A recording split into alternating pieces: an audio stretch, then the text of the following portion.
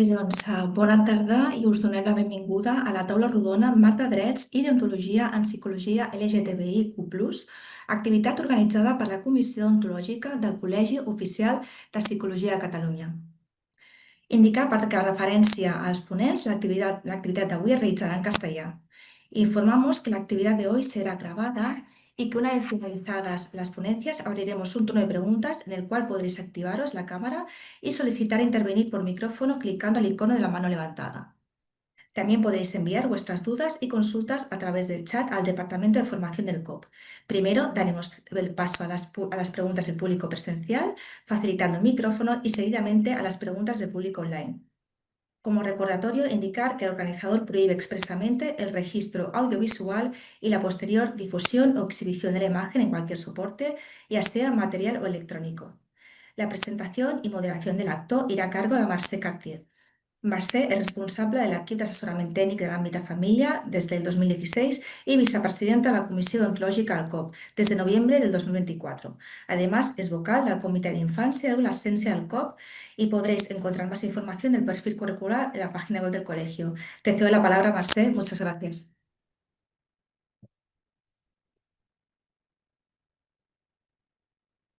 Ahora. Bien, pues buenas tardes a los asistentes. Bienvenidos y bienvenidas a esta cuarta mesa redonda que impulsa la Comisión Deontológica del Colegio Profesional de Psicología. Esta mesa forma parte de un ciclo de varias mesas que han tenido como denominador común abordar algún cambio de paradigma importante con respecto a los derechos de las personas, la ética y la deontología profesional. Concretamente, en esta mesa vamos a abordar el cambio en relación a las personas LGTBI, CUR+.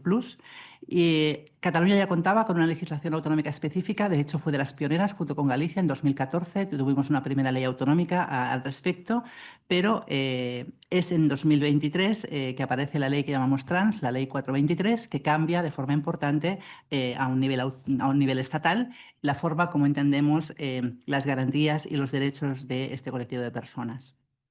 Y esto se produce bajo un paraguas nacional. El objetivo de esta ley ha sido erradicar la discriminación, garantizar los derechos de las personas dentro del colectivo LGTBIQ+, y para destacar algunos elementos que seguramente abordarán los compañeros de la mesa, hablar de, por ejemplo, la autodeterminación de género a partir de los 16 años o la prohibición de las terapias de conversión en todo el territorio. Por este motivo vamos a contar en esta mesa con personas especializadas con amplia trayectoria y conocimiento en la temática desde diferentes ópticas, y lo que queremos es que cada uno de ellos nos explique un poco desde su visión y desde su experiencia estos grandes retos que nos plantea esta ley. Empezaremos por presentar a Guillermo Mattioli. Guillermo es psicoterapeuta, psicólogo y además decano del Colegio de Psicología Oficial de Cataluña. Así que empezaremos con Guillermo. Muchas gracias, Mercè, y felicitaciones a la DEO por esta cuarta mesa en este primer año. Este ciclo comenzó este año y acaba el año con su cuarta mesa. Con un tema que ya hacía tiempo que era importante dentro del colegio. Este es un tema, a ver, si uno lo mira detenidamente, no es de extrañarse que sea importante. Es decir, tenemos derechos, identidad, sexualidad, descubrimiento y construcción de la identidad y la sexualidad, derechos, contextos hostiles, estigma, es decir, intervención de los profesionales,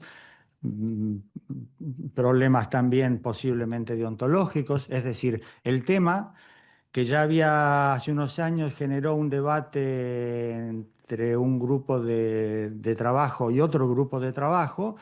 En aquel momento, desde Decanato, intentamos generar un espacio de diálogo entre colegiados. El tema era básicamente los niños y los riesgos de hormonación muy precoz, muy prematura. Con ese tema se derivaba en el tema que hoy nos tenemos en esta mesa, pero en aquel momento no llegó a derivarse porque el diálogo se quedó encallado en momentos preliminares. Años después aparece la ley 423, la ley trans, y permítanme una historia breve, seré muy breve, pero para contextualizar dónde estamos ahora. Y con la aparición de la ley 423 aparece un documento de una asociación llamada Cassandra, con centenares de firmas de psicólogos, y en este documento se afirma muy taxativamente, no tan argumentadamente, pero sí de manera muy contundente, que si uno quiere respetar la ley trans, incumplirá el código deontológico, un psicólogo quiero decir, no un profesional de la psicología, que si un profesional de la psicología respeta la ley trans, seguramente incumplirá el código deontológico del colegio. Conversamente, si respeta el código deontológico, incumplirá la ley 423. Con este desafío conceptual que tocaba a la entraña misma del colegio, porque los colegios están, básicamente, la esencia de un colegio es su comisión deontológica. Cualquier otra cosa que hace el colegio la pueden hacer las asociaciones profesionales. Entonces, con ese desafío planteado a la esencia del colegio, iniciamos un grupo de trabajo, varios de cuyos integrantes, o todos, no, me parece que Violeta no, pero todos los demás, y Ruggeto tampoco, ¿no? Participamos de ese grupo y analizamos el documento de Cassandra, la ley trans y demás, el código deontológico, y llegamos a una serie de conclusiones que seguramente algunas serán dichas aquí. Con ese grupo se generó un trabajo que acabó siendo también, y estamos muy contentos de ello, una formación específica en psicología trans y actuación profesional, y una acreditación de los que concluyan con esta formación. Desde el colegio estamos muy contentos con haber podido hacer en este segundo intento un grupo de trabajo, con el resultado de este grupo de trabajo y hoy con esta mesa en la cual hablaremos justamente de los derechos y de las incidencias deontológicas que a lo mejor pueden darse en la actuación profesional con pacientes o clientes o usuarios en transiciones o en procesos de transición. No digo nada más y le paso la palabra a Alex Alex que te lo Gaya. presentaremos. Sí. Bueno, habla ahora Alex, que precisamente va a recoger el testigo que nos decía Guillermo acerca del trabajo que se hizo por parte de la Comisión Deontológica en este debate. Alex es psicólogo de l'EAIA del Consell Comarcal de Baix Llobregat desde hace unos cuantos años. Además, es vocal de la comisión desde el año 2022, de la Comisión Deontológica, y él es mediador familiar y también coordinador de parentalidad y formador en estos espacios. Y además el coordinador del grupo de trabajo de la sección ARC del COP de coordinación de parentalidad. Y él abordará desde la comisión el trabajo que se pudo hacer en este grupo de trabajo. Perfecto. Yo voy a poner un PowerPoint que he preparado porque creo que nos ayudará mejor a mi explicación, a darle un poco de cuerpo a mi explicación. Pues me toca representar a la Comisión Deontológica del colegio. Mira que somos 11, no sé, me ha tocado a mí, no sé por qué, pero bueno, igual ha sido la experiencia en el ámbito de infancia, el tema de coordinación de parentalidad, el hecho que he trabajado casi, este junio haré 20 años que llevo trabajando en este equipo de protección. Pues yo la verdad es que no tenemos mucho tiempo para explicar lo que ha sido el trabajo que con Mercè estuvimos realizando en esta comisión, un poco evaluar el encargo que nos hizo Guillermo. Yo recibí una llamada de Guillermo una tarde y me decía, oye, tenemos una comisión que estoy formando, había pensado en ti, a ver si participas también, que queremos saber de tu opinión, ¿no? Y la verdad es que tengo la suerte de haber participado en este trabajo con Mercè porque, si he de ser sincero, bueno, me ayudó mucho a entender qué es lo que nos estaban pidiendo y aclararme, ¿no? Para mí es importante tener algunos conceptos claros antes que lanzarse un poco a pensar, a opinar o intentar entender de lo que estamos hablando. Y pensaba, bueno, como punto de partida, dedicarle nada, 3 minutitos a 4 conceptos que creo que nos encuadran bastante en la situación de donde estamos y hacia dónde queremos llegar, ¿no? Sería, en primer lugar, leer el título de la ley, sobre la cual, pues Guillermo nos decía, oye, ¿existe alguna situación que contradiga el código deontológico o que se oponga el código deontológico a la ley? ¿Podemos estar seguros que ejecutando el código deontológico estamos haciendo bien? ¿O habrá alguien que un día nos llame por teléfono y nos diga, oye, esto que estáis haciendo, colegio de psicólogos, no es correcto, no es conforme a ley y esto hay que rectificarlo. Ese era el encargo. Y leyendo el título, un poco lo que aterrizabas es que, bueno, de lo que hablamos es de igualdad, ¿no? Habla de una igualdad real, además concreta, que sea real, que no sea algo figurado, algo teórico. Estamos hablando que lo que vamos a legislar es algo que que sea efectivo, que sea práctico, que sirva, que funcione para algo. Para las personas trans y una garantía de derechos, que podamos garantizar de una vez los derechos a un colectivo en este caso LGTBI, ¿no? Bueno, pues este era el encargo que teníamos encima de la mesa. Entonces, por seguir un poquito en ese encuadro, que creo que nos va a ayudar a situarnos, saber qué es la deontología, porque hablamos de comisión deontológica, pero realmente deontología. ¿De qué es lo que estamos hablando? Y cuando aterrizamos en este campo, lo que nos hablan primero, antes que de deontología, nos hablan de ética. Y como ética, para hacer una definición así cortita y sencilla que nos sirva y no perdamos el cuarto de hora que tengo para hablar, pues es simplemente una rama de la filosofía del conocimiento que nos distingue, nos ayuda a distinguir las cosas que están bien hechas de las que están mal. Sí, es que no sé cómo va. Vale, pues igual vamos a ir dando aquí. Tampoco. ¿Y aquí lo pongo? Clicando encima del PowerPoint. Alex, perdona, un clic. Vale, tú. ¿Dos clics? Hay una otra ahora. Vale. Gracias. Vale. Pues eso es la ética. Y entonces la deontología, pues resulta que es a su vez una rama de la ética que nos habla sobre los deberes y las obligaciones de cómo tiene que actuar un profesional en su relación con su paciente o con su cliente, qué es lo que se espera, ¿no? El código deontológico no está imbuido en el aire, no nos llega a los profesionales de una manera abstracta, está redactado, es un código. En este caso el código catalán, que tiene 64 artículos, no es el mismo que Madrid, que tiene el propio y que muchos colegios profesionales en este país se han adscrito a ese código deontológico, ¿no?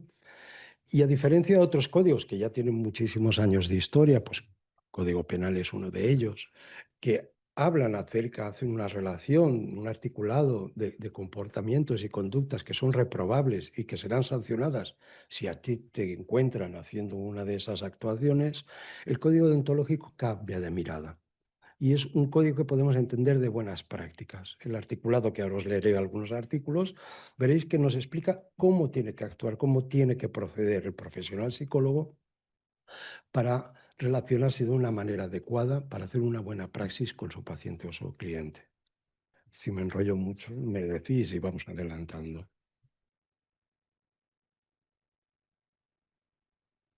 Vale, entonces, bueno, pues el primer encargo que hicimos fue coger el código deontológico y leerlo con calma y ir punto por punto, artículo por artículo. No es un código muy largo, os decía que son 64 artículos, pero los artículos que creo que son más significativos son los fundacionales, ¿no? Los primeros, ¿no? Y de hecho el segundo artículo ya encontramos que nos hace una definición que nos sitúa bastante en cómo nos vamos ¿qué relación vamos a tener con el resto de la legislación? El código deontológico va a tener con el resto de la legislación que hay vigente. Y nos dice el artículo 2, bueno, está en catalán porque lo preparé en catalán. Dice, la actividad profesional del psicólogo se rige con principios me paso a legalidad, establecidos democráticamente por las leyes de Cataluña, de España e internacionales. Bueno, aquí yo entiendo que cualquier artículo que quede contemplado en este código, recogido en este código, está de acuerdo en todas estas leyes. Yo ese trabajo no lo he hecho, pero se supongo que está hecho. Hay un equipo también de abogados que habrán intervenido y habrán, pues bueno, autentificado este código deontológico. La segunda es, bueno, en ese sentido, si la ley, el código está conforme a ley, entendemos que una ley, una nueva ley estatal, una ley orgánica, estará también conforme a ley En principio, el punto de partida es que habrá un encaje entre código deontológico y el resto de la legislación vigente que está actualmente. El segundo artículo también es un artículo que es el número 5. También es bastante fundacional porque habla de los principios de la actividad del psicólogo o del profesional psicólogo. Y el primero de los que nos hace referencia es el respeto a la persona. Como la relación inicial que un profesional psicólogo se adresa a otra persona es respetando a esta persona que ha llamado, que ha requerido de su servicio. Y cuando hablamos de respeto, ¿qué queremos decir? Pues bueno, queremos decir que nosotros estamos allí para ofrecer nuestro saber, para ayudarlo, pero que hay un incidente. Sí, pero que hay un elemento clave que tenemos que respetar, que es la capacidad de decisión de esta persona.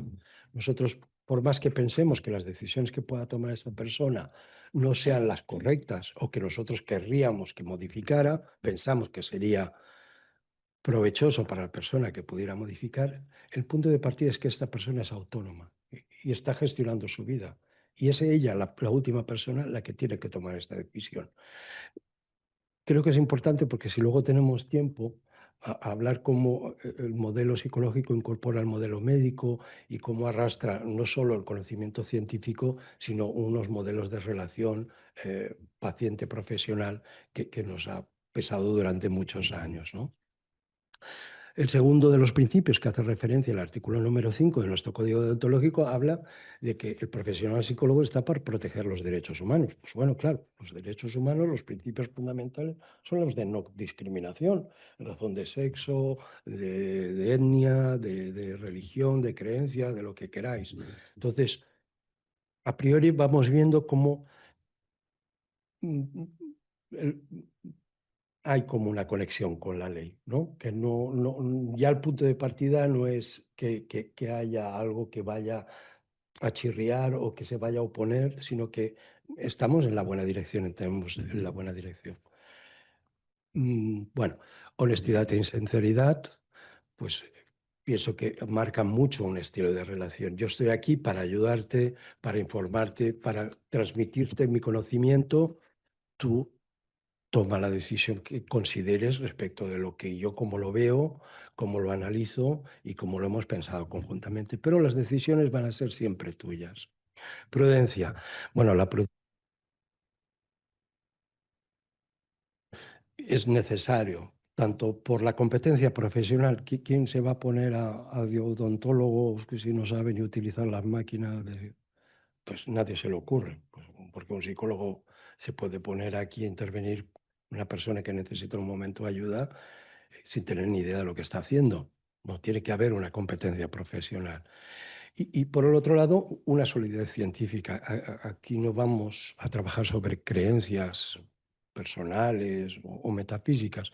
Estamos adscritos a un modelo que sustancia un conocimiento que puede ser acumulativo, que puede ser contrastable y que a la larga va afinando el marco de lectura, de visión y de intervención.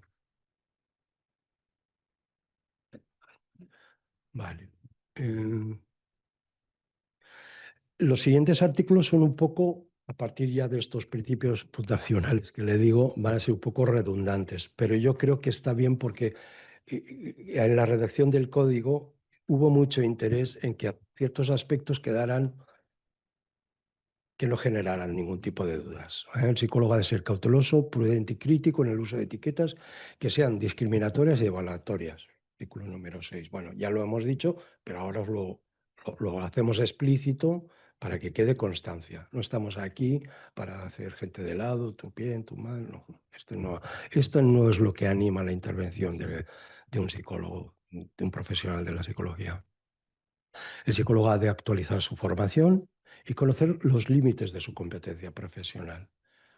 Un psicólogo no es que tenga que ser conocedor, sino que, bueno, como veremos en el artículo 17, si no se siente con capacidad profesional para intervenir en un caso, tiene que dejar de intervenir Y no quiere decir abandonar al paciente, ni mucho menos. Supone que delegará o pasará a este paciente, lo pasará a otro profesional que sí reúna esa competencia profesional, ¿eh?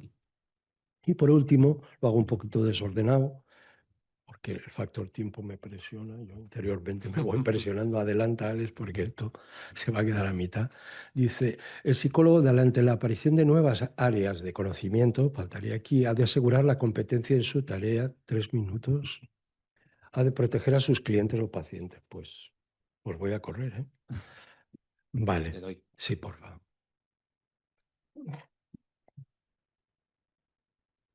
Vale, aquí nos paramos un segundo y luego ya voy a los espacios de reflexión. Bueno, entonces uno de los temas, Ismael, que además yo recuerdo que tú también lo comentabas, ¿no?, en las reuniones de comisión que tuvimos, es que, bueno, que la ley se inspira en un momento social determinado, ¿no? Yo el otro día un poquito haciendo por Google y tal, repasando, pues no fue hasta el 2013, ¿no?, que el manual diagnóstico, el DSM-3, cambia la etiqueta de trastorno patológico de identidad de género por la disforia, ¿no?, que es como el primer gran paso oficial de decir, vamos a dejar de hablar de patologías, vamos a hablar de cómo damos salida a esta situación que se encuentran tantos chavales y chavalas bueno, que no se encuentran bien con su identidad y piden hacer una transformación y piden un acompañamiento para poder hacerlo. Bueno, pues que se trata realmente de un reto que no solo a nivel legislativo se puede llevar a cabo, puesto que arrastramos una historia, todos nosotros, los que tenemos unos cuantos años, pues tenemos otras experiencias educativas donde se hablaban de otros modelos y otras maneras de pensar, otras maneras de entender. Y esto, pues, es un proceso social que requiere su tiempo y una energía. Una energía hay que ponerse para poder trabajar y darle salida a todo esto. Vale. Vale, pero ahora sí que estaré 2 minutos, más de 2 minutos, y lo hago muy resumido, ¿eh? Pero respecto de todo lo que hablábamos, que para nosotros, con Merced lo hablamos, oposiciones, no vemos una oposición real a ningún articulado en concreto. Lo que sí es verdad es que las leyes son un poquito genéricas y luego ya lo que es la práctica más concreta, bueno, hay que implementarlo. Es decir, en caso concreto sí, la ley pone ahí, pero yo en este caso, ¿qué hago, no? Y sí es verdad que aquí sí encontramos algunos puntos en que podría generar alguna situación de confusión, de decir, ¿cómo actuamos, no? Bueno, es un cambio de paradigma en el área afectivo-sexual, que, bueno, como ha ocurrido en la justicia penal y la justicia restaurativa, ¿no?, que ha habido un cambio de modelo, de mirada, en el que se centra la mirada en el infractor y en el daño que ha causado bueno, siempre con la buena intención de proteger a la comunidad, pues también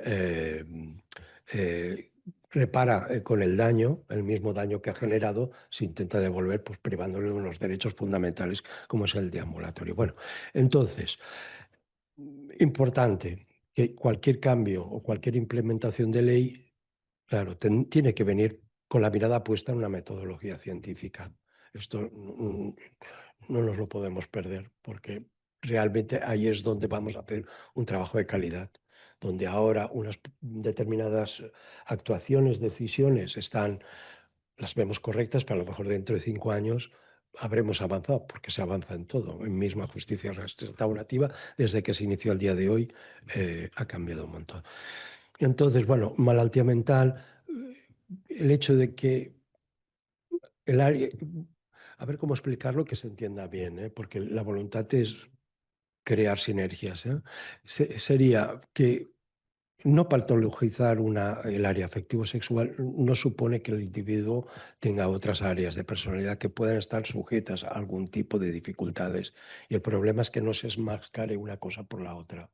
Porque trabajo en infancia, hemos hecho procesos de transición y hemos visto situaciones como determinadas propuestas no han resuelto nada porque realmente las necesidades partían desde otro lado, ¿no?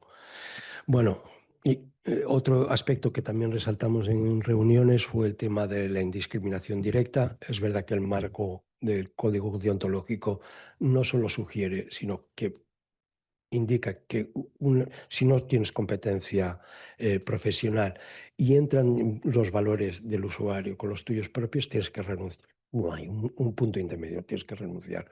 No hay un punto intermedio. Ahora, tú tienes compromiso de que esta persona no quede desatendida y delegarla a una persona que tenga esa competencia profesional. Es para reflexionar, ¿eh? Aquí no estamos dando ninguna pauta de lo que hay que hacer, ¿eh? La madurez de niños, niñas y adolescentes, bueno, todo el cambio del marco legislativo a partir del 2010, con la Ley de Derechos y Oportunidades del Infant, pues que modifica ese estatus de sujeto pasivo, donde el adulto va a tomar las decisiones por este niño o esta niña, y que pues a partir de ahora vamos a tener en consideración su opinión y sus deseos, que no quiere decir hacer lo que él diga, claro, y siempre están sujetos estos a un criterio de madurez, que supongo será un tema de debate, ¿no? Es decir, que sea conocedor de estas capacidades, de estas decisiones que está tomando, ¿no?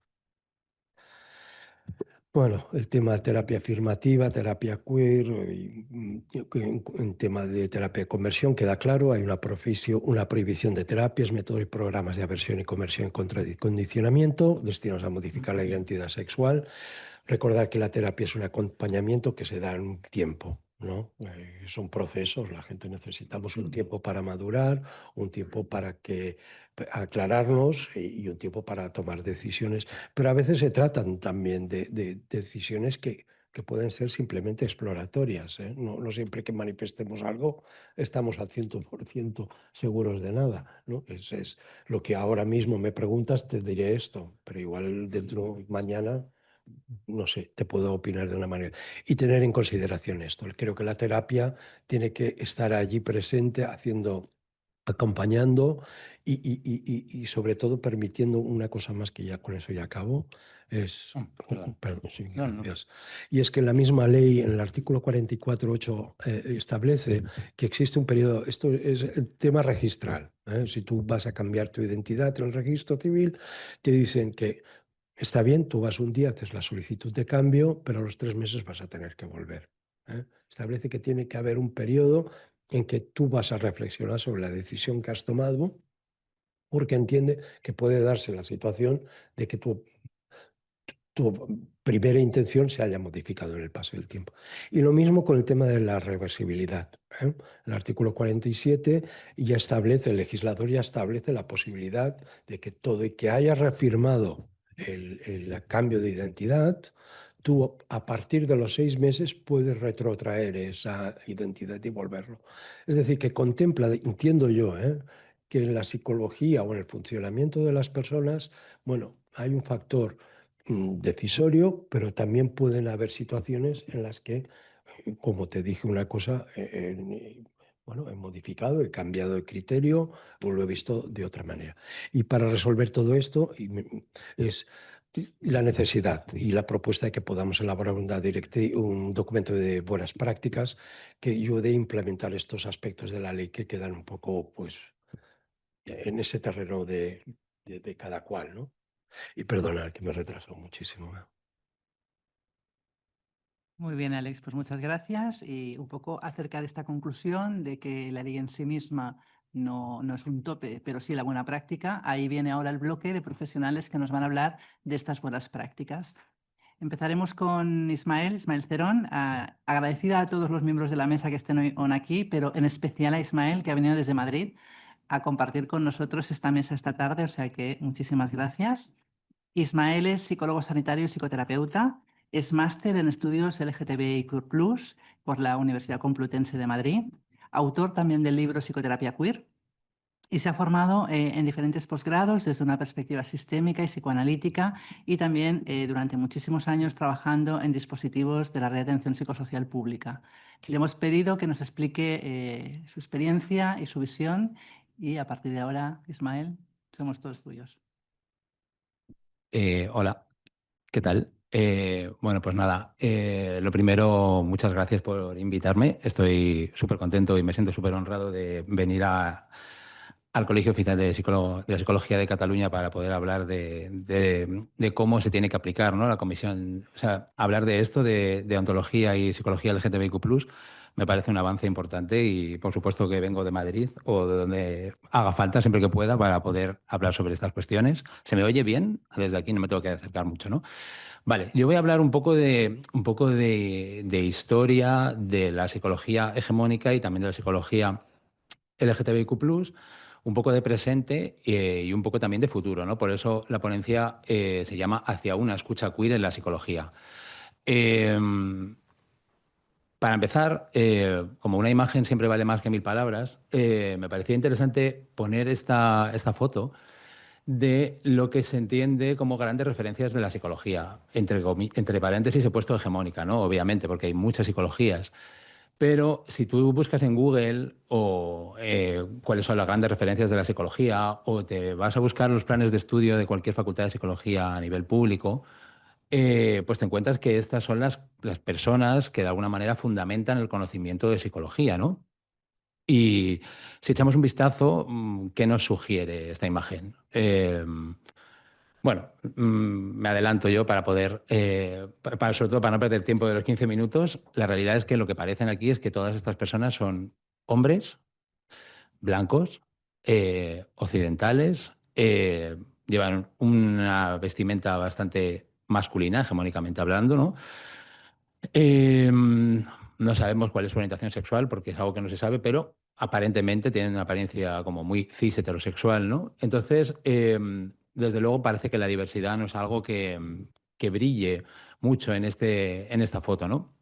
Y a mí me parece que es bastante relevante porque si pensamos en qué conocimiento psicológico han construido estas personas, pues quizá igual no es difícil entender que la psicología dominante ha generado un conocimiento de salud en torno a un sujeto cis, heterosexual, blanco, de clase media y con un cuerpo normativo, ¿no? No es difícil pensar que si fueron esas personas las que lo construyeron, pues quizá tenían sesgos que pudieran inferir que este era el canon de lo que es lo saludable y lo normal, ¿no? Y quien no entra en ese perfil sería la otredad. Y a menudo lo que tenía que ver con la otredad, que eran mujeres, personas racializadas, personas queer, de alguna manera el mantra ha sido pretender corregirles hacia esa normalidad, ¿no? Y esto no solo ha afectado a quienes se identifican como personas LGTBIQ+, que aquí estamos hablando principalmente de eso, ¿no? También todas esas personas que supuestamente son normales, que entran en ese canon, también les hace sufrir porque nadie es normal las 24 horas del día, nadie es hombre y todo lo que representa lo que es lo hombre las 24 horas del día. O sea, quiero decir que acaba de alguna manera constreñiendo a todo el mundo a encajar en un canon bastante poco flexible, ¿no? Hasta ahora, claro, lo que vemos aquí es una psicología con bastante poca diversidad. Si pensamos más en una psicología LGTBIQ+, que es lo que estamos un poco hablando aquí hoy, nos damos cuenta que nos tenemos que retraer un poco a la década de los años 70 del siglo XX, una década en la que empieza a haber bastantes movimientos y revueltas, tanto a nivel feminista como a nivel del movimiento homosexual. No nos olvidemos que la revuelta de Stonewall fue en el año 69, ¿no? Entonces, en ese marco, es en el año 75 cuando la APA, la Asociación de Psicología Americana, adopta una resolución que no es que sea algo que sea súper trascendente, sencillamente adopta una primera resolución donde se expresa que no existe ningún motivo intrínseco para pensar que la homosexualidad impida el desarrollo psicoemocional de la persona. Esto es un sector minoritario de la psicología internacional. No es que sea una parte como muy dominante, ¿no? Es simplemente un pequeño sector que empieza a crear una formación específica para reparar las secuelas del abandono y la estigmatización que la psicología dominante, esta que hablaba antes, de todas estas personas que he puesto en la primera imagen, bueno, pues abandonaba en los sentires de muchas personas que no encajaban en esa norma, ¿no? Y no es hasta 1982 cuando el psicólogo Alan Mylon crea lo que se va a conocer posteriormente como la terapia afirmativa, ¿no? Para trabajar el trauma, la vergüenza, la alienación y el aislamiento sufrido por homosexuales dentro de la sociedad heterosexista. Cuando digo sociedad heterosexista y no termino la frase en sociedad, es porque en la sociedad es heterosexista en la medida en que se entiende que siempre se ha entendido que lo heterosexual es lo sano, hay una presunción de heterosexualidad permanentemente. Y creo que es importante que seamos conscientes de las matrices y los marcos en los que estamos metidas, aunque muchas veces no sean visibles, ¿no? Esta terapia, la terapia afirmativa que empieza a partir del año 82, sostiene que los homosexuales no tienen nada negativo inherente por el hecho de ser homosexuales, sino que es la sociedad homofóbica quien ha generado graves secuelas. Sociedad heterosexista y sociedad homofóbica es las dos caras de una misma moneda, ¿no? Una parte clave de este proceso es la alianza entre paciente y psicólogo, donde ambos deben tomar conciencia de los prejuicios y estereotipos homofóbicos que puedan existir en su psiquismo. Porque evidentemente si nos hemos socializado en una sociedad de esta manera, es fácil que aunque uno no quiera ser homófobo o uno no quiera ser machista, tenga determinados sesgos que podamos tener todas, ¿no?, sobre estas cuestiones. Entonces, bueno, aunque esta psicología va avanzando, aún así no es hasta 1990 cuando la OMS decide excluir la homosexualidad de la clasificación de los CIES, ¿no?, de las clasificaciones internacionales de enfermedades, lo que provocó que a partir de ahí desapareciera del resto de manuales de psicodiagnóstico. Aquí estamos hablando de la homosexualidad. Si hablamos de lo trans, pues como hemos hablado antes, se despatologizó antes de ayer, en realidad, ¿no? Espérate. Entonces, ¿por qué una escucha queer es necesaria desde la psicología, ¿no? Pues porque los planes de estudio de psicología desde 1990, en esta fecha que decía de la OMS, hasta la actualidad, no han cambiado tanto. Y mucho menos en cómo el género y la orientación sexual influyen en nuestra subjetividad dentro de un mundo machista y cis heterosexista. Si tú vas a los planes de estudio, no han cambiado tanto en esta materia. Si es necesario hablar en 2025 de una psicología afirmativa LGTB es porque la psicología hegemónica sigue sin atender la diversidad humana en todo su esplendor. Acaba siendo, si una psicología LGTB es necesaria, una psicología afirmativa LGTB es necesaria, es porque la genérica es una, al fin y al cabo, de facto, una afirmativa cis-hetero. La diversidad nunca ha sido el temario, como mucho una asignatura en un momento dado, que puedes pasar perfectamente por la carrera sin hacerla, pero nunca ha sido la norma, la diversidad de cuerpos, de pieles, y muchas veces desde las facultades se habla de palabras como tolerancia y respeto, que son palabras que si lo pensamos son un poco odiosas, porque parece que tenemos que ser súper magnánimes y tolerar esto que suena como patológico o a problemático, ¿no? Y muchas veces las facultades celebran el día 17 de mayo, el Día Internacional contra la LGTBQ-fobia, o el 28 de junio, el Día del Orgullo, pero el resto del año la norma sigue siendo cis heterosexual, ¿no? Entonces, por todo esto, una escucha queer es necesaria, ¿no? Y es que perfectamente, tal y como están las cosas actualmente, tú puedes hacer la carrera de psicología y el máster general sanitario sin conocer en profundidad conceptos como lo que significa la homofobia interiorizada y las implicaciones que tiene en muchas áreas de la vida de la persona y de las personas que están alrededor. Y no me refiero solo a su sexualidad, me refiero a su manera de vivir en el área laboral, lo social, con la familia, cómo eso además afecta a otros miembros de la gente que tiene alrededor. Se puede ser profesional de la psicología clínica y la psicoterapia sin conocer en profundidad conceptos como el armario, pero el armario como una estrategia social de exclusión y silenciamiento por parte de la sociedad heterosexista, no como eso que se ha contado históricamente, que es algo individual donde se mete la persona. Bueno, es un sistema, es un mecanismo social y una estrategia social para quitarnos del medio, ¿no? También se puede ser profesional de la psicología clínica y la psicoterapia, perdón, sin conocer en profundidad conceptos como el impacto psicológico y el disciplinamiento emocional que implica vivir siempre en alerta de que la violencia siempre está en el horizonte, aunque no la hayas vivido. Aunque no la hayas vivido explícitamente, no hayas sufrido bullying, el disciplinamiento emocional que implica saber que eso está ahí por el hecho de no encajar en la norma condiciona nuestra subjetividad y eso, perdón, eso es necesario que las personas, los profesionales de la psicología lo conozcan.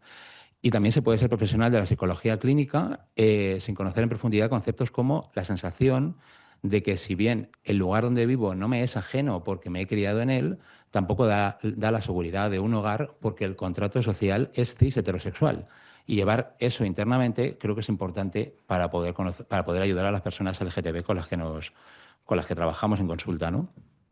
Por eso son más que necesarios e imprescindibles las formaciones, cursos que empiezan a aparecer, como este año la formación de psicología LGTBIQ+, que se hace aquí en el Colegio Oficial de Psicología de Cataluña, que me parece fundamental, como los que se vienen haciendo también en el Colegio Oficial de Psicología de Madrid, el máster en Psicología de la Diversidad Sexual y de Género, que es la segunda edición. Estamos en 2025 y es la segunda edición, la que va a arrancar en enero. Quiero decir que es como una buena noticia, pero que también contextualicemos, ¿no? El máster de estudios LGTBIQ+ de la Complu y otros expertos que van saliendo, pero esto es lo que empieza a aparecer en 2025. ¿Algunos beneficios prácticos de estas formaciones? Pues varios. Aquí no puedo decirlos todos, pero sí que me parece importante mencionar que, por fin, para empezar, buena parte del profesorado es abiertamente LGTBIQ+, dejando de ser su objeto de estudio y colocándose en un lugar de enunciación para hablar con la misma certeza y con el mismo rigor sobre el funcionamiento de nuestro psiquismo. Además, incluye la noción de interseccionalidad, cosa que es alucinante que en la Facultad de Psicología muchísimas veces pasa sin pena ni gloria, ¿no? Con lo importante que es para entender las diferentes ejes de opresión y privilegio, como es el género, la raza, la orientación sexual, la clase social, y cómo todo esto condiciona nuestra subjetividad humana, nuestra manera de vernos a nosotras mismas y ver el mundo, ¿no? En estas formaciones se habla de cómo las matrices, el binarismo de género, la heterosexualidad obligatoria, el monosexismo, que prácticamente no se entiende ni se habla, en oposición a la bisexualidad, el régimen de la monosexualidad en la que vivimos, ¿no? Y cómo eso nos condiciona. Estas formaciones también promueven que no se psicologicen todos nuestros síntomas, no todo depende del individuo, sino también del contexto sociopolítico que nos rodea. Señala, como decía antes, también el régimen de la normalidad que todos vivimos, porque nadie escapa de los mandatos sociales de género ni de orientación sexual, ni el más normativo puede escapar de eso. Y también persigue colectivizar los malestares como forma de reparación terapéutica. No todo se soluciona en la consulta psicológica y no todo el mundo tampoco estamos preparados no es nuestro contexto para todo el mundo, ¿no? La consulta psicológica. Yo creo que esto es importante también poder decirlo. ¿Qué resultados están dando estas formaciones? Cada vez más profesionales de la psicología, para empezar, tienen más herramientas para poder comprender mejor a las personas con quien trabajan, más allá de lo que ofrece la psicología canónica, ¿no? Además, cosa que a mí me parece muy importante, la psicología o otras disciplinas creo que muchas veces tienden como a solo formarse en lo que se supone que es, si soy psicóloga, solo voy a leer de lo que se supone que es de psicología, ¿no? Si soy filósofo, pues solo de filosofía. Y creo que estamos hablando de personas humanas. Entonces sería interesante hacer un conocimiento un poco híbrido que beba de las ciencias humanas, de muchos saberes provenientes de otras disciplinas, como pueden ser los estudios de género, los estudios queer, las teorías decoloniales, las teorías anticapacitistas, que pueden resultar muy útiles para el trabajo en la consulta. Además, estas formaciones permiten que cada vez esté más asentada la idea de que se debe explorar las huellas que nos han dejado en nuestro psiquismo el hecho de haber estado en una posición de subordinación política y social, como es la experiencia de ser mujer, de ser queer o de ser una persona racializada en el mundo que vivimos, ¿no? Y además, estas formaciones también permiten que cada vez sean más amplias las listas de profesionales de psicología seguros, porque esto pasa. Hay un montón de listas de profesionales seguros para, bueno, la gente busca, oye, por favor, ¿conoces una psicóloga que tenga formación en género o en formación en LGTB? Se van buscando cada vez más profesionales seguros porque esto muchas veces no está de base. Entonces, un poco, bueno, por terminar, hacia dónde nos dirigimos, ¿no? Yo creo que de lo que se trata es yo aquí hablo de hacia una escucha queer en la psicología. Cuando hablo de queer no siempre me refiero a lo LGTB, sino también a poder cuestionar siempre lo que exigimos o entendemos como algo inamovible, ¿no? Entonces, por eso me gustaba terminar con esto de que los marcos de conocimiento que usamos no están para convertirse en dogmas y proteger las escuelas, la psicoanalítica, la cognitivo-conductual, la gestáltica o la afirmativa, en este caso, solo sirven para utilizarlas, pero es importante entender que con el tiempo deben mutar. O sea, seamos más abiertas. Eh, y sobre todo, especialmente, y gracias a las personas que muchas veces no se ajustan a ellas, ¿no? No dejan de ser modelos y simples constructos elaborados socialmente. No han venido de la tierra como las patatas, ni están escritas en ninguna piedra filosofal. Es importante dejarnos empapar de las nuevas corrientes de conocimiento, de forma que nos permita revisar nuestros marcos teóricos para no convertirnos en fundamentalistas de un dogma, que demasiadas veces esto se ve en la psicología y yo creo que es un poco un mal de nuestro tiempo, ¿no? Al fin y al cabo, de lo que se trata es de atender el sufrimiento humano, no de defender una escuela por encima de la otra. Pues ni el marco de conocimiento más rico y completo explica verazmente la complejidad total del psiquismo humano. Y un poco nada, siempre termino con esta frase, o casi siempre, pero me parece que aquí tenía sentido, porque cuando una ya tiene un recorrido vital, tanto como persona como profesional en la psicoterapia y en la consulta, te acabas dando cuenta que de cerca absolutamente nadie es normal. Y estamos siempre como en este temor de no salirnos de lo normal por a ver cómo vamos a ser percibidos y seguramente de cerca nadie es normal. En fin, muchas gracias. No sé a quién le toca. Perfecto, Ismael. Te has ceñido el tiempo perfecto. Te Perfecto, sobran incluso Tania, unos me- segundos. O sea, gracias. Gracias por eso. Bien, pues saltamos ahora a Cataluña y vamos a darle paso a Oriol García. Oriol es psicólogo y psicopedagogo especializado en salud mental y en diversidad LGTBIQ+. Es también docente universitario, coordina el grupo de trabajo de psicología LGTBIQ+ en el Colegio Oficial de Psicología de Cataluña y es el impulsor de esta formación que ya ha empezado por primera vez en el Colegio Oficial de Psicología de Cataluña para alinear esta buena práctica y orientarla. Así que, Oriol, te escuchamos. Muchas gracias, Marcé. Bueno, primero de todo me gustaría agradecer, ¿no?, a la Comisión Deontológica por por formalizar este espacio, porque creo que es una forma también de materializar, ¿no?, este cambio de paradigma que llevamos trabajando en red desde hace unos cuantos años. Y bueno, agradecer también a todas las participantes que estamos aquí, porque creo que es muy enriquecedor, y especialmente Guillermo, porque creo que la presencia del decano en esta mesa redonda también implica un mensaje, ¿no?, institucional que deja claro el compromiso del COP, del colegio, en impulsar esta psicología respetuosa, ¿no? Am, Habéis dicho algunas de las cosas, ¿no?, que desde el grupo de trabajo hemos ido haciendo, ¿no? Y me gustaría explicar un poco el punto de partida de ahora, no sé si hace 2, 3, 4 años que cogí la coordinación y empezamos un poquito a reflexionar, ¿no? No me he puesto el cronómetro, pero bueno, creo que iré en tiempo. Empezamos a reflexionar un poco sobre un poco el ruido mediático que había de algunas personas, profesionales de la salud, profesionales de la salud mental, que tenían cierto discurso patologizador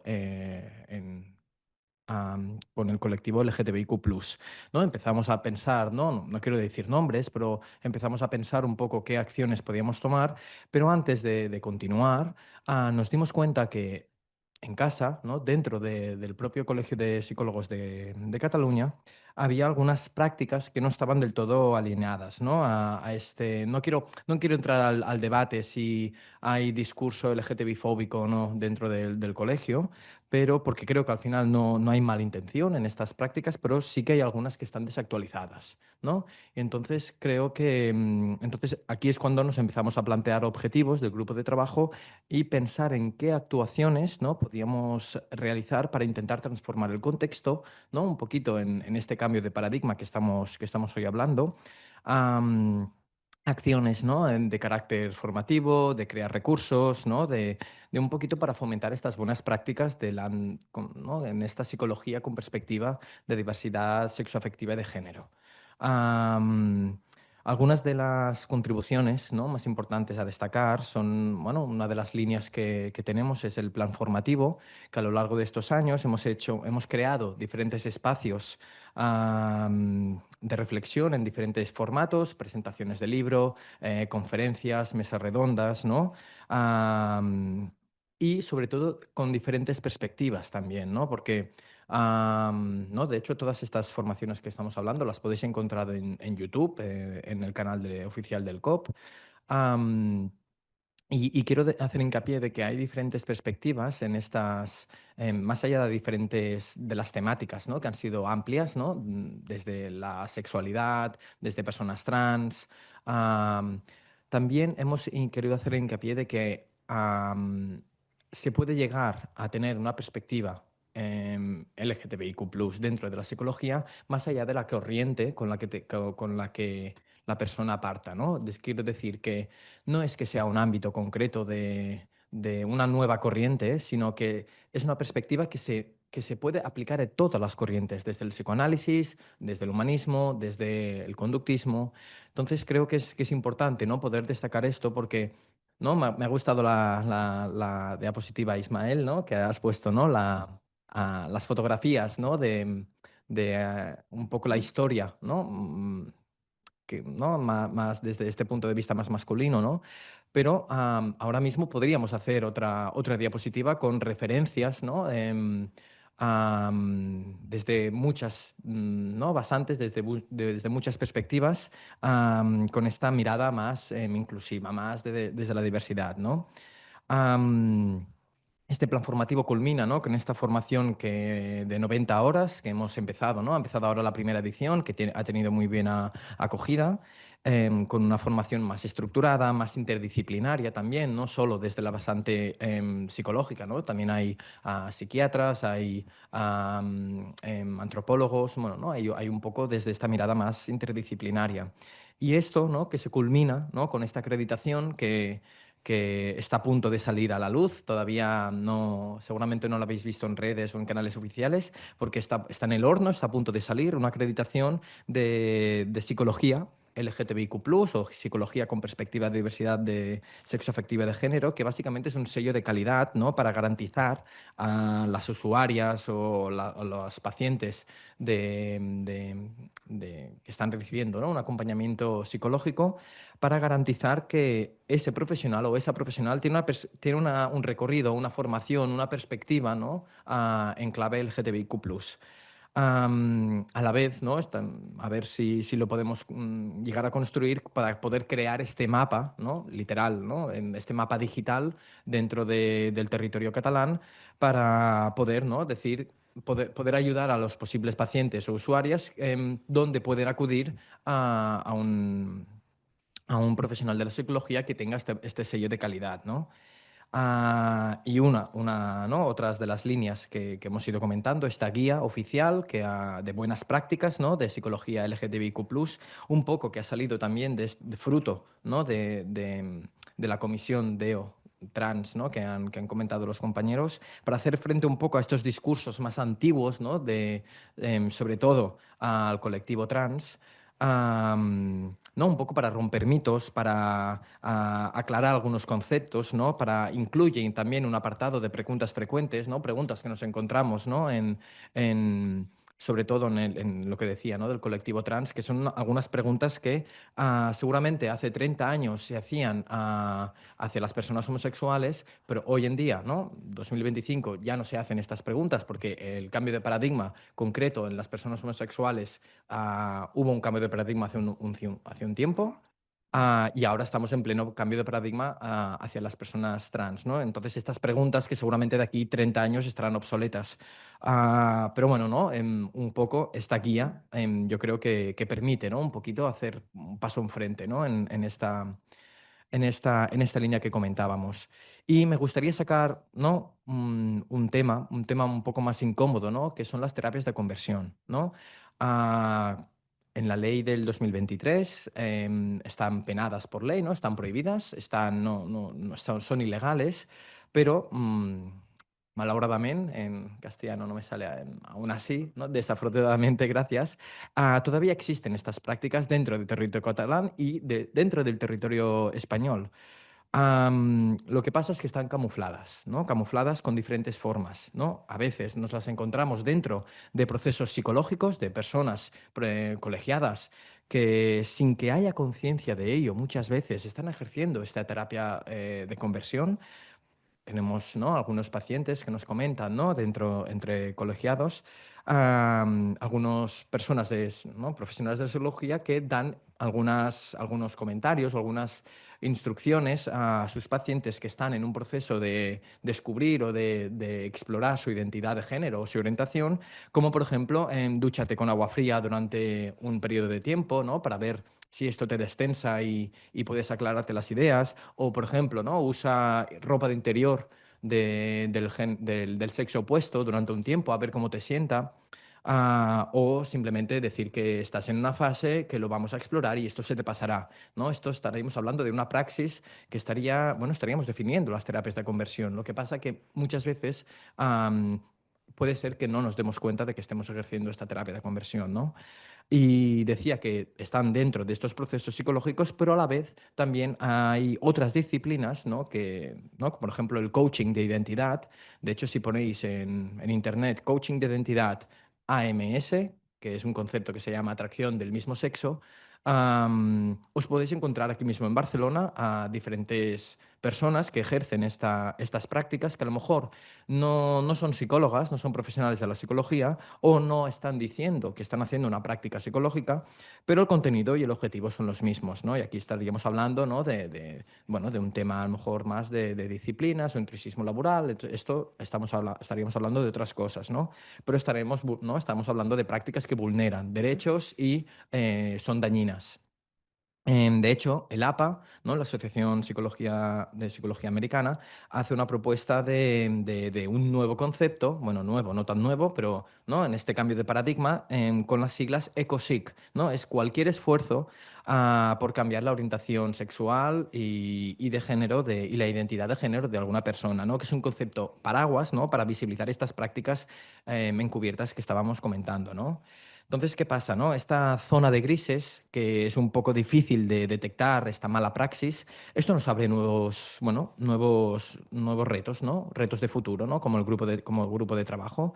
Nos abre una posible línea de trabajo con la sección de psicología del coaching del propio colegio, ¿no? Para, acabar de definir estas fronteras de las disciplinas, ¿no? Acabar de identificar si hay algún tipo de intrusismo o no.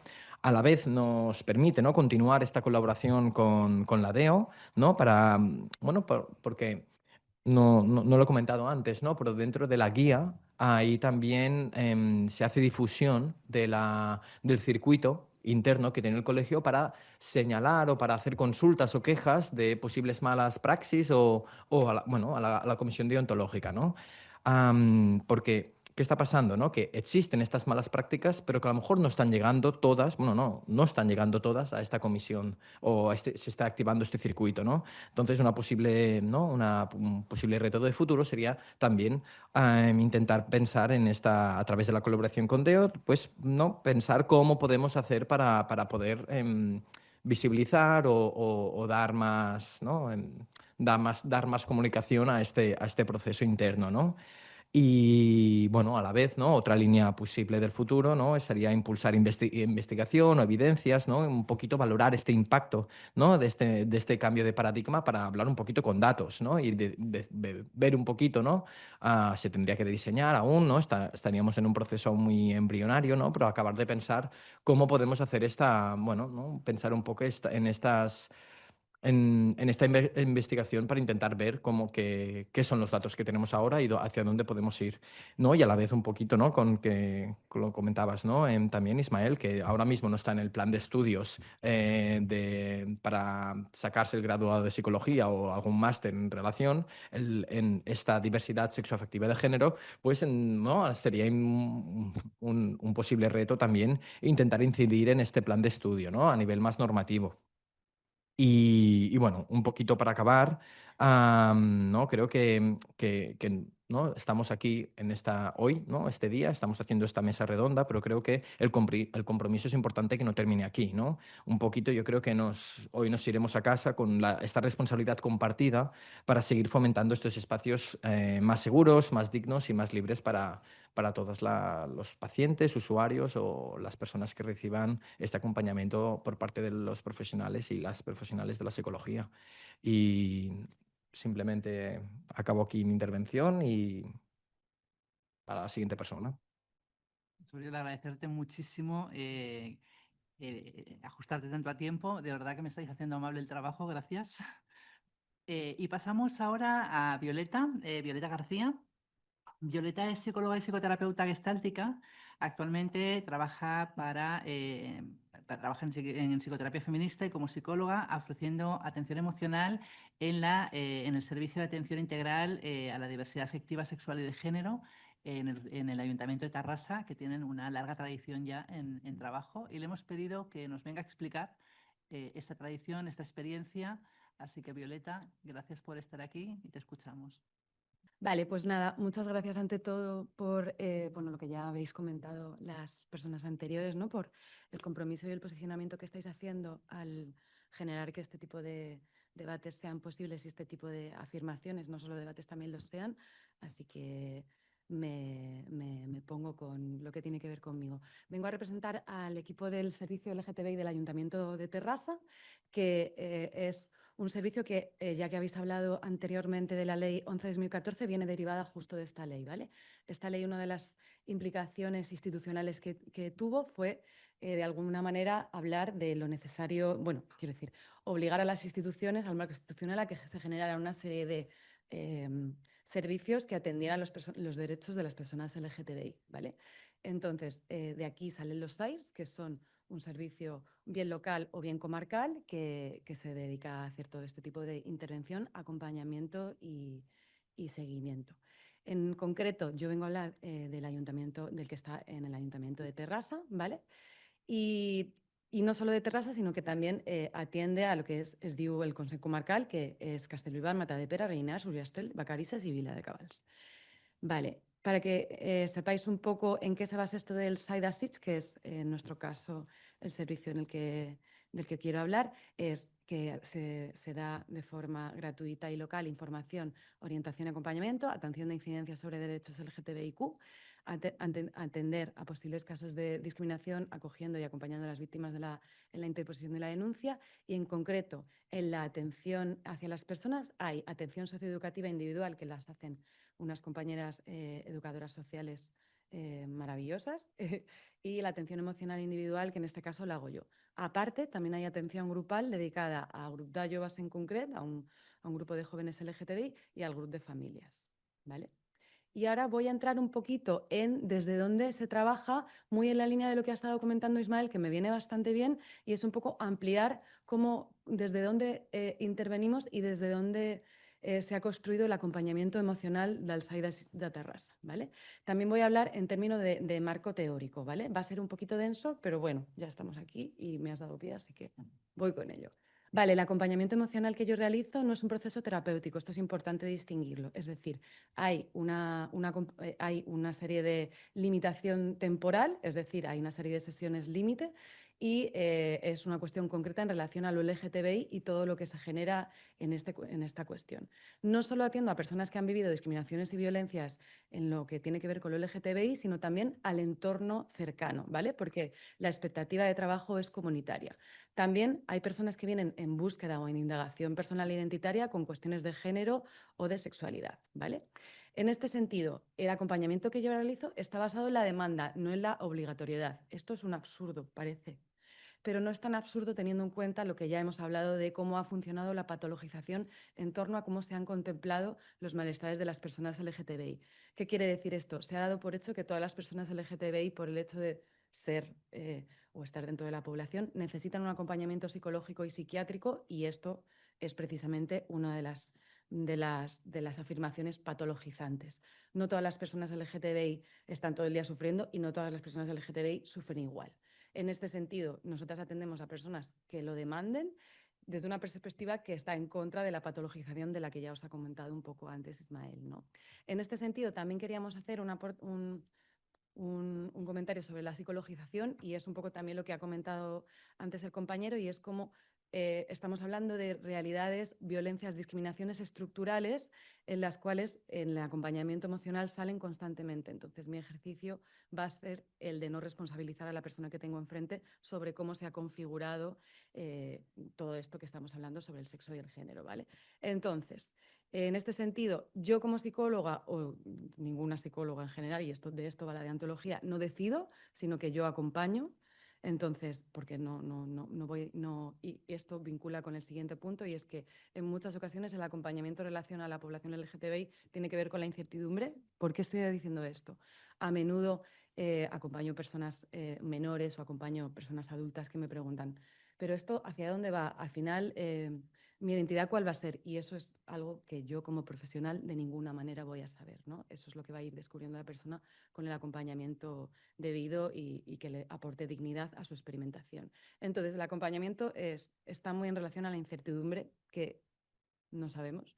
Los ritmos y los procesos son totalmente diversos. La perspectiva interseccional de la que ya se ha hablado es absolutamente importante, porque yo estoy acompañando a personas que les pasan muchas más cosas aparte del género y que se han de estar todo el rato señalizando en terapia, ¿no? Quiero decir, el sujeto que nos viene no es un sujeto uniforme, ¿no? Hay cuestiones como la clase social, hay cuestiones como la diversidad funcional, que también están todo el rato cruzándose con la cuestión del género.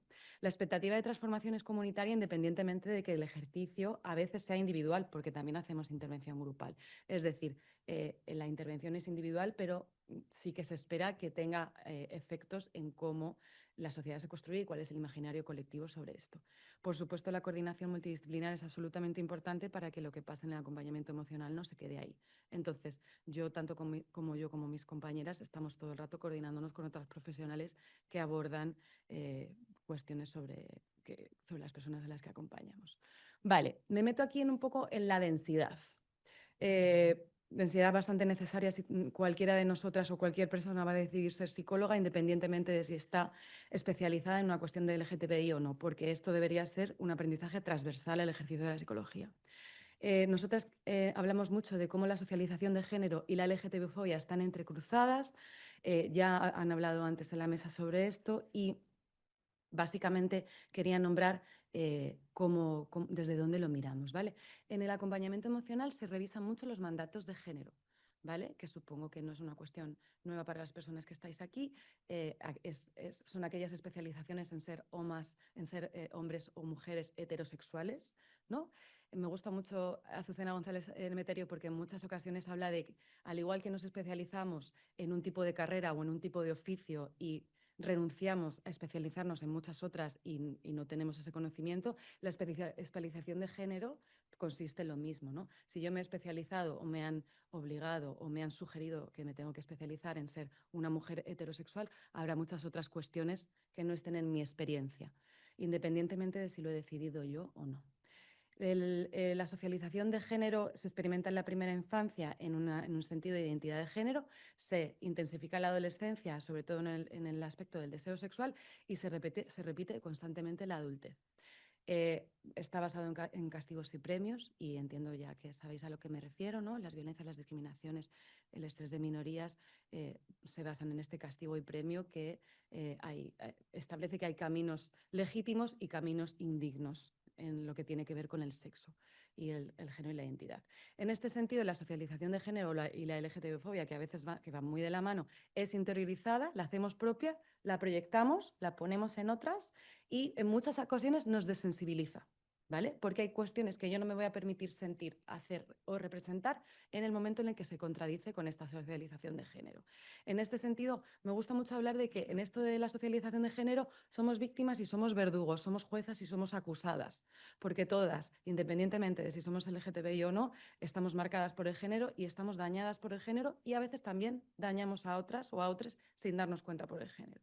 En este sentido, también es importante hablar de que en relación a la socialización de género no hay reconocimiento de que puedan vivir otras identidades, otros cuerpos, otros deseos, eso está totalmente en la invisibilidad y, por supuesto, en lo emocional supone una limitación en relación al deseo, a la voluntad o a la necesidad, influye en cómo yo me siento, en cómo yo actúo, en cómo me pienso y en cómo me represento. ¿Vale? Por supuesto, tiene influencia también muy, muy fuerte en el cuerpo y sobre todo más para las personas trans en relación a los ideales estéticos. ¿Vale? Esto es básicamente hablar de cómo la estructura, cómo las discriminaciones, cómo se organiza socialmente la sociedad en relación al género se hace cuerpo, ¿vale? Entonces es esto lo que estoy todo el rato mirando en el acompañamiento emocional. Esto se basa en expectativas sociales que configuran normas sociales y lo que pasa en la subjetividad es que esta norma social se convierte en autocontrol, ¿vale? En muchas ocasiones no es necesario de que yo tenga una persona que me esté señalizando porque probablemente o ya la he tenido o ya he visto que se han generado estas violencias y discriminaciones, sino que yo misma o yo misma voy autocontrolándome aquello que considero que se sale de la norma y que puede contener un castigo, una exclusión, lo que fuera. En este sentido, lo que yo acompaño es esta disputa entre la identidad escogida y la identidad construida, y es que muchas veces no hay conformidad entre lo que yo quiero ser y entre lo que se ha establecido para mí. Esto genera muchos malestares psicológicos, ¿vale? No tanto por ser como tal LGTBI, sino por haber vivido en un entorno que ha estigmatizado esta experiencia.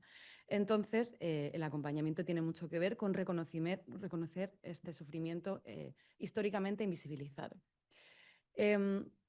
esto, bueno, es un poquillo así también en relación a lo mismo. Y hablamos mucho en el acompañamiento emocional que hay conflictos entre el yo real y el yo ideal, ¿vale? Entonces, sí que hablamos, ¿no?, de que el yo real está menospreciado por la tiranía de los deberías cis heterosexuales. Es decir, yo siento, yo deseo, yo pienso lo que yo debería de sentir, no tanto lo que yo siento, ¿vale? En este sentido, es conflictiva esta relación entre el yo real y el yo ideal y afecta directamente a la autoestima. No hay congruencia. Lo que se espera de mí, como han esperado que yo sea y como yo me siento, es una cuestión compleja a abordar en el acompañamiento emocional. Otra de las cuestiones muy complejas que suceden en la población LGTBI es que la pertenencia y la identificación están en lucha con el autorreconocimiento, ¿vale?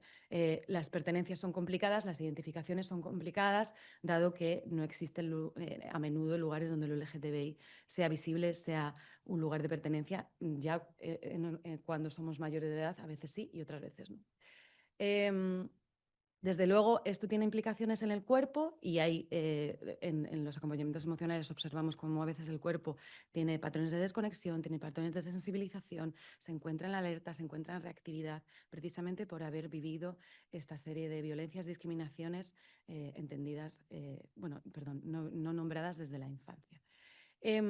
Hay, por así decirlo, una fragmentación interna entre lo que yo me identifico y aquello de lo que yo me he alienado o de lo que me han hecho alienarme. Es decir, me identificaré con partes de mí que sí que son permitibles, ¿no?, que son aceptadas, y esconderé o no experimentaré ciertas partes que no se esperaban de mí, ¿vale? Pues por eso vamos a todo el rato acompañar sobre malestares, sobre malestares, sobre un cuerpo, un deseo, una expresión que no han sido legítimas, que esos malestares no han sido visibles y que muchas veces, al no tener un lugar donde ser recogidos, son dirigidos hacia la propia persona, ¿vale? Aquí a veces podemos hablar de autolesiones, aquí a veces podemos hablar de culpa, aquí a veces podemos hablar de vergüenza, ¿vale? Cuando yo no tengo un lugar donde mi malestar sea visible o si incluso se nombre, probablemente el malestar sea dirigido hacia mí y el enfado que me debería generar una serie de mandatos no escogidos van a dirigirse hacia una misma. Bueno, esto muchas veces se ha nombrado desde la psicología como estrés de minorías, muchas veces trabajamos en estrés postraumático, trabajamos por supuesto en cuestiones de estigma y observamos cómo hay afectaciones al sistema nervioso teniendo en cuenta que las personas LGTBI se han tenido que colocar muy a menudo en situaciones de alerta y que ha generado esto en su estado psicofisiológico, ¿no? Total, en el abordaje, teniendo en cuenta todo lo que acabo de explicar, el abordaje tiene mucho que ver con la experimentación, con la libertad de la vivencia. El acompañamiento tiene que ver con la fluidez y con que las identidades no sean rígidas y con la incertidumbre. Revisamos estas creencias y estos mandatos de género, qué emociones han sido permitidas y cuáles no, ¿vale? Porque en relación a una sexualidad sexista hay muchas emociones que según quién no son permitidas y otras que son sustitutivas de estas, ¿vale? También, hacemos un poco de reprocesamiento sobre la construcción identitaria y desde dónde se ha construido. Hablamos también de la sexualidad, ¿no? Y es que en muchas ocasiones la población LGTBI son personas a las que se les ha dicho que de una manera u otra se les ha hecho entender que no forman parte del imaginario del deseo. Y esto también tiene implicaciones absolutas en cómo cada una de ellas se siente, ¿no? Yo recogí aquí un lema en una manifestación de hace un montón de tiempo que me gustaba mucho, que decía: no queremos ser aceptadas, queremos ser deseadas, ¿no? Como es el tema del deseo en relación a población LGTBI y cómo la subjetividad ha interiorizado que la sexualidad es un lugar complejo y además con poca agencia para moverlo. Una de las cuestiones que yo evalúo también mucho o con las que yo trabajo es la culpa y la vergüenza, porque son emociones que tienen mucho que ver con la regulación social y la pertenencia, y por supuesto hablamos mucho de la importancia de los espacios de confort o de los espacios amables con la cuestión LGTBI. Vale, me quedan 2 minutos, así que voy a haceros, 5 cèntims sobre com treballo sobre la culpa y la vergüenza, porque son cuestiones que a menudo se repiten en todos los acompañamientos emocionales con personas LGTBI, ¿vale? Diferencio una de otra, aunque es un poco complejo y seguramente no lo vaya a explicar todo ahora, ¿vale? Pero están totalmente relacionados con la subjetividad de personas LGTBI. En la culpa, lo que evaluamos, lo que analizamos es cómo las personas LGTBI se adelantan al castigo, ¿vale? Se dicen que serán castigadas en función de su hacer, ¿vale? Y la culpa tiene muchísimo que ver con estos mandatos de género, con este ideal del yo que se establece en función de lo que se esperaba de mí. Entonces, para yo trabajar sobre la culpa, lo que trabajo en muchas ocasiones son estos mandatos, estos introyectos, este ideal del yo, que han sido como lanzados hacia mí sin preguntarme en muchas ocasiones por mi opinión. Estas creencias yo muchas veces hago la metáfora de que es una comida que se te ha dado obligatoriamente sin que tú hayas podido. Es una metáfora gestáltica, no es mía, perdón. Es una metáfora en la que se habla de que estos mandatos son mandatos en los que las personas han sido obligadas a comerse un alimento, pero no lo han deglucido, no lo han digerido y no lo han elaborado, ¿vale? Entonces, es un poco de revisar cuáles han sido estas creencias, que muchas veces lo que sucede es que cuando yo siento de forma contradictoria a ellas, aparece la culpa, ¿vale? Vale.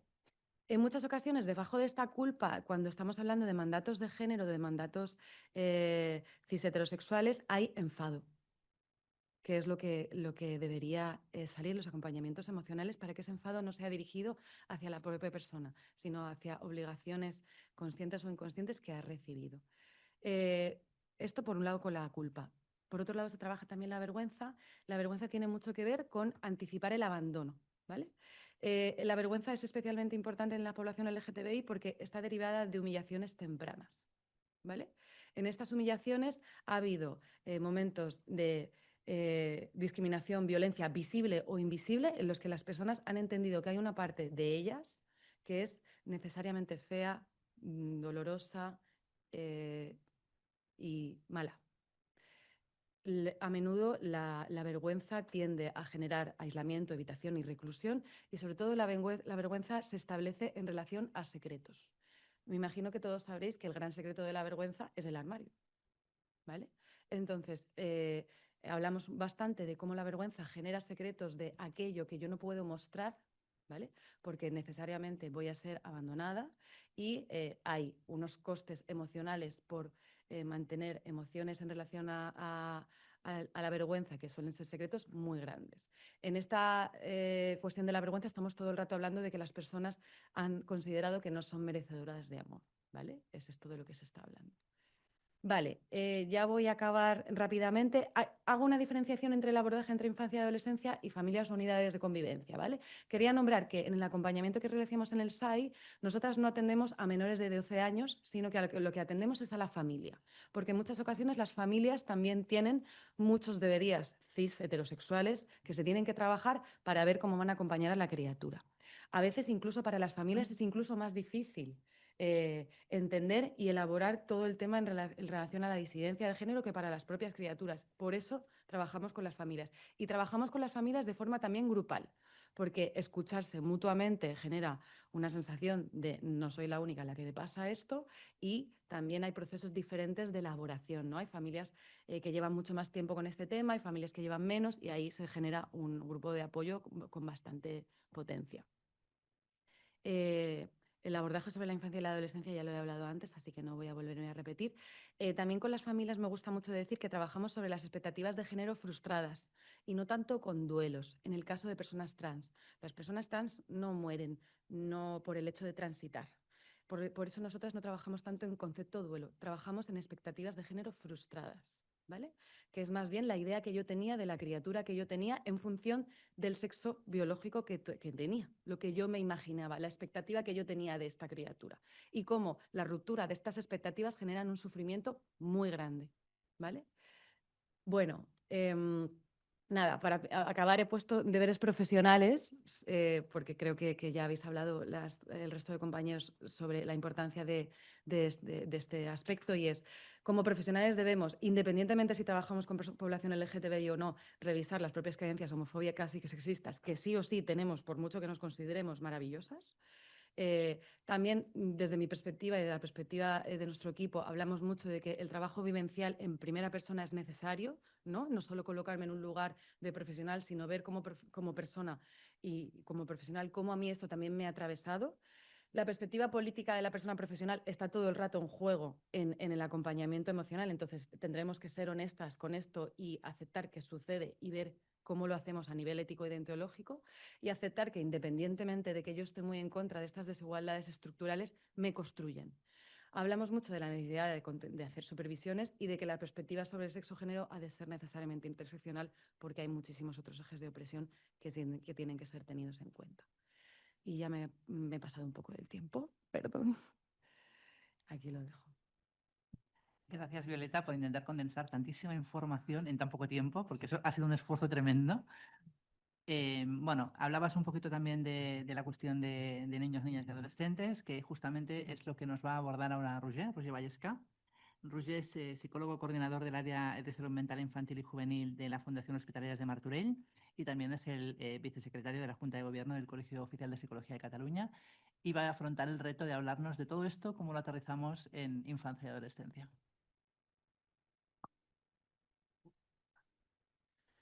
Bueno, pues nada, muchas gracias por la invitación. Yo creo que te voy a defraudar un poco, ¿eh? Porque yo recuerdo cuando me invitaste a esta mesa redonda que yo te comenté, mira, yo es que de este tema no sé mucho, ¿eh? Y bueno, igualmente tú insististe, yo te lo agradezco, pero la verdad es que yo os voy a hablar desde la perspectiva de alguien que reconoce no saber mucho del tema, pero a pesar de que pienso, por cierto, que somos la mayoría, pero que a pesar de todo tiene que trabajar o lidiar con estas cuestiones en el día a día, ¿no? Entonces, claro, yo al pensar en hacer una charla sobre cómo abordar la cuestión del género, todas estas cuestiones en infancia y adolescencia, reconociendo que yo no sé mucho del tema y también sabiendo que aquí habría personas que sabían mucho más que yo y que además probablemente muchas cosas ya irían saliendo, pensé más bien en enfocar la cuestión sobre cómo, diríamos, sobre el punto de vista de alguien que no sabe sobre el tema, pero que al menos sabe que no sabe, diríamos, ¿no? Que eso también es importante. Entonces, bueno, yo os hablaré desde la perspectiva de alguien que lleva trabajando más de 20 años en salud mental pública con infancia y adolescencia y que hemos pasado por, diríamos, por varios momentos, ¿no? Un primer momento, de hace 20 años estoy hablando, en que sencillamente este fenómeno no existía, o sea, no había trans, ni los veo de ninguna manera, o sea, no aparecían por la consulta, se entiende, ¿eh? Claro que los había, pero digamos, a la consulta no aparecía nadie, era un fenómeno que estaba totalmente oculto. Luego, ya diríamos que hace unos 10 años a esta parte, entonces empieza a eclosionar de una manera bastante abrupta, nos pilló a todos por sorpresa. Y también, pero empieza a llegar a las consultas un poco con la pretensión de que fuéramos nosotros los que certificáramos de alguna manera la idoneidad, ¿no? O la certeza de que una persona realmente era trans y que tenía que hacer determinadas cosas, etcétera. Claro, eso supone una responsabilidad muy importante y generaba también mucha ansiedad en los profesionales. Y quizá ahora estamos en un tercer momento en que ha habido una cierta normalización de este fenómeno, en la que nosotros seguimos atendiendo, pero atendemos sobre todo las problemáticas que aparecen paralelamente a la problemática propiamente trans o del género. Y en la que tengo que reconocer que muchos profesionales están en un momento también de un cierto miedo, ¿no? De un cierto temor, porque claro, también hay un discurso muy polarizado del que hablaré, y esto ha hecho que haya muchas personas que tengan miedo incluso a preguntar o a explorar sobre el fenómeno porque piensan que eso puede ser visto como que uno se está oponiendo o algo así, ¿no? Bueno, esta es un poco la perspectiva desde la que voy a hablar. Entonces, como me siento, ya os digo, ¿no? Pues bastante inseguro en el tema, he preferido escribirlo, así que cosa que no hago habitualmente, pero en esta ocasión sí que prefiero leerlo. Y la he titulado La transición de los profesionales del sesgo inconsciente a la atención consciente y competente. Y hablaré un poco de unos 5 puntos distintos, ¿no? Bueno, la ley 423, conocida como ley trans, nos sitúa como profesionales ante un cambio de paradigma. Dejamos atrás la mirada patologizadora y pasamos a situar la identidad de género en el terreno de los derechos, la dignidad y la autodeterminación. Pero este cambio legal, que es imprescindible e histórico, no funcionará si no lo acompañamos de otro cambio, más sutil pero igualmente profundo, que es nuestra propia transición como profesionales. Hemos sido formados, antes lo comentabais, ¿no?, toda una generación de psicólogos entera en un marco conceptual que entendía el género como binario, fijo, esencialista, y aunque nos hayamos actualizado, estos marcos siguen dejando huella. Dejan formas de mirar, nos dejan creencias que a veces ni siquiera somos conscientes de tener. Por eso hablo de transición profesional, porque no basta con conocer la ley, es necesario también revisar los sesgos, los miedos y los automatismos a través de los que observamos las personas a las que atendemos. El primer punto sería cómo hemos pasado de una función de control, decía yo antes, ¿no?, a la función de acompañamiento. Durante muchos años nuestro rol parece que era el de validar, ¿no? Éramos como la puerta de entrada a los procesos de transición. La persona trans, los niños y niñas y adolescentes también necesitaban como una acreditación clínica para poder existir socialmente o corporalmente. Y esto nos situaba en el lugar de poder bueno, que quizás no nos cuestionábamos demasiado. La ley trans cambia esto radicalmente, ya no somos guardianes de nada, somos acompañantes de procesos. Esto significa abandonar la idea de que podemos o que debemos determinar quién es realmente trans, quién está lo suficientemente seguro, quién tiene coherencia narrativa suficiente o estabilidad emocional suficiente. Nuestro trabajo ya no es medir la identidad, nuestro trabajo es darle espacio, ayudarla a desplegarse, facilitar que la persona pueda entenderse y decidir sobre sí misma. Pero esto, insisto, requiere revisar nuestros sesgos. Algunos de ellos son, por ejemplo, el miedo de que la persona se equivoque, ¿no?, y no pueda volver atrás, la idea de que la transición es irreversible y que por lo tanto puede ser dramática, o el pensamiento de que la salud mental previa determina la legitimidad de la identidad. Estos temores no son malintencionados y son legítimos, pero pueden convertirse en obstáculos reales. El segundo punto que quería abordar es lo que yo llamo la tendencia a solidificar, ¿no? Tanto por parte de las personas, los usuarios, los pacientes, como las familias, también los profesionales y los contextos sociales. Existe un fenómeno que creo que explica muchas de las tensiones que vivimos, que es esta tendencia a solidificar lo que en realidad es líquido o incluso gaseoso, ¿no? Vivimos en un mundo, ya lo sabemos, que tolera poco la incertidumbre. Digamos que todos buscamos puntos de apoyo, certezas, y esto ocurre tanto en las personas trans como en los profesionales y también en el espacio social y político que nos rodea. Muchos niños, niñas y adolescentes trans, especialmente en momentos de exploración, pueden sentir una necesidad intensa de convertir en sólido, ¿no?, en el cuerpo o en el DNI, en el registro, aquello que internamente todavía es líquido. No hablo de que haya un deseo inadecuado, sino de una experiencia humana profundamente comprensible. Cuando un malestar es difuso, cuando cuesta ponerle nombre, cuando la mirada social te cuestiona, es normal buscar concreción, estabilidad o solidez. El cuerpo, que es sólido, puede aparecer entonces como un lugar donde anclar un proceso interno que aún fluye. Nuestro rol no es, desde mi punto de vista, juzgar ese impulso, sino ayudar a discernir, a comprender diversas cuestiones, ¿no? ¿Qué es una necesidad profunda y qué no? ¿Qué puede ser una urgencia defensiva y qué no? Y, sobre todo, cuál es el ritmo auténtico de la persona. Pero no solo las personas atendidas solidifican, también lo hace el contexto social. Vivimos, como decía antes, en un clima polarizado donde cualquier duda, por prudente que sea, cualquier pregunta clínica, cualquier cuestionamiento sobre lo establecido, pues corre el riesgo de ser solidificado, por ejemplo, como un negacionismo, ¿no? Y esto genera un efecto perverso porque, diríamos, genera profesionales que a veces evitan preguntar por miedo a ser malinterpretados o juzgados, profesionales que evitan matizar o profesionales que renuncian a su función clínica por temor a ser vistos como barreras o a ser denunciados. Yo esto lo veo en mi práctica, ¿no? Habitualmente ahora, pues cuando llega un chico de esto y dice, no, esto lo mandamos a las unidades especializadas, ¿no? Entonces ya no tocamos nada, ¿no? Necesitamos espacios donde las dudas no sean etiquetadas de inmediato, sino exploradas. De modo que planteo que nos encontramos con un conflicto entre lo líquido y lo sólido. La identidad es líquida, el cuerpo es sólido, el malestar es líquido, gaseoso diría incluso, los diagnósticos en cambio son sólidos, digámoslo así, los procesos son líquidos mientras que los protocolos son sólidos.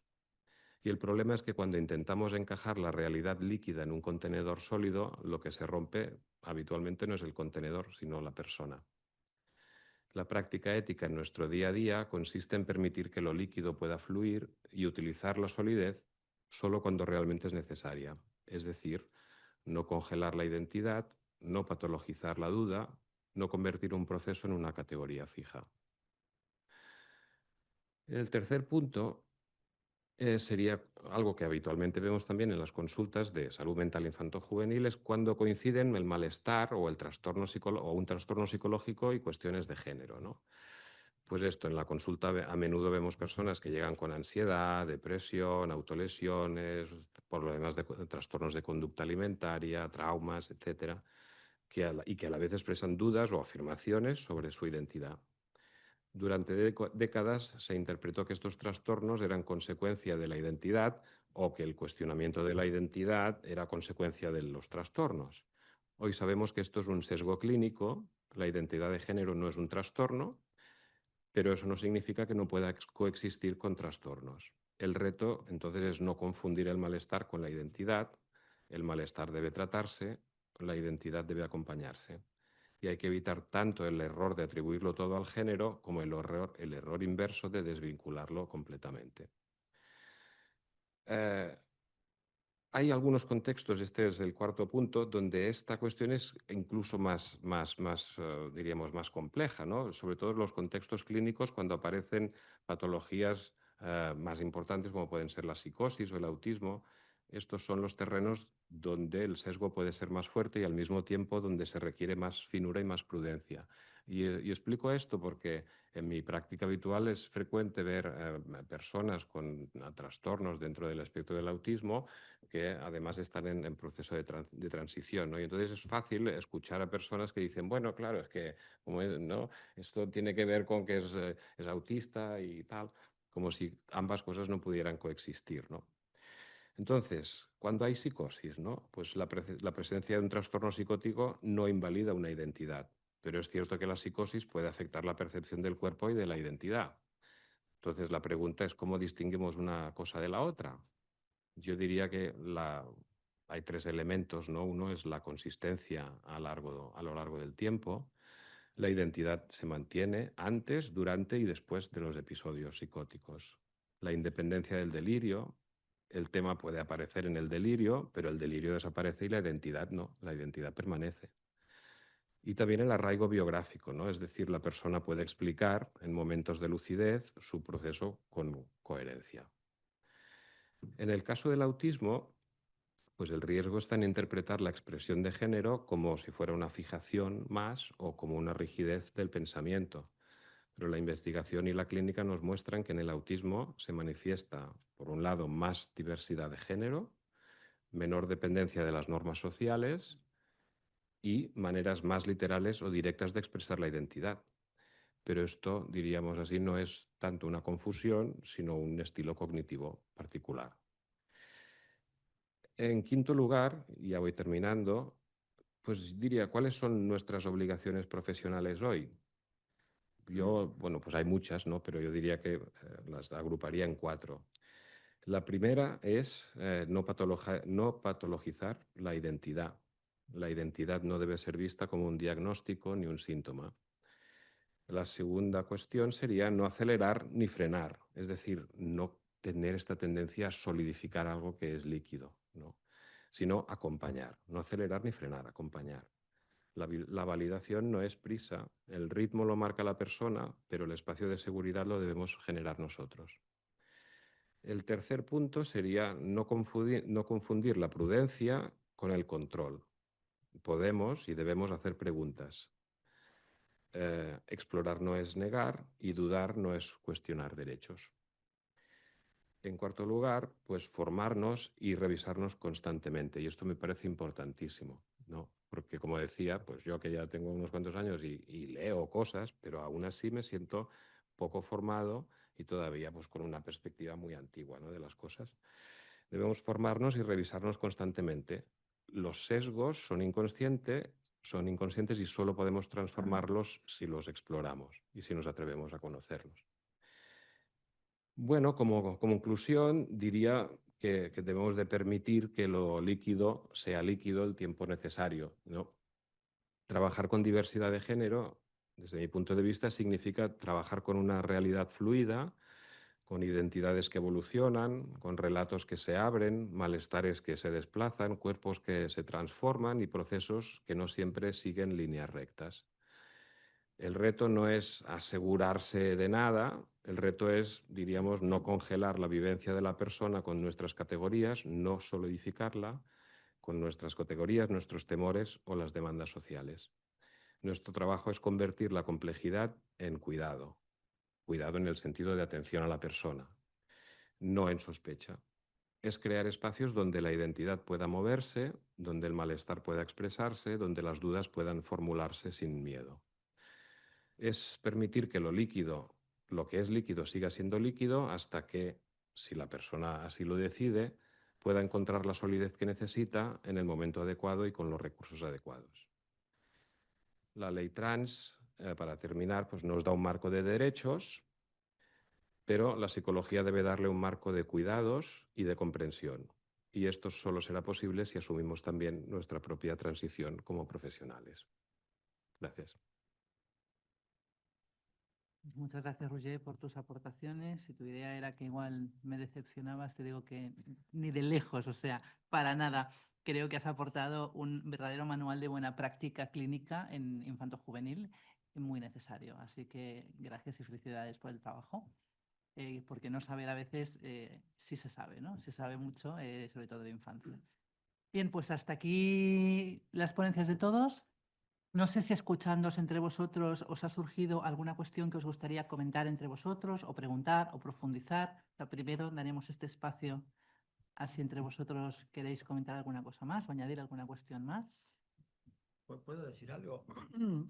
No voy a preguntar nada. Simplemente quiero expresar algo que vengo sintiendo desde hace un rato, y ahora más, la gran coincidencia entre los psicoterapeutas de la mesa.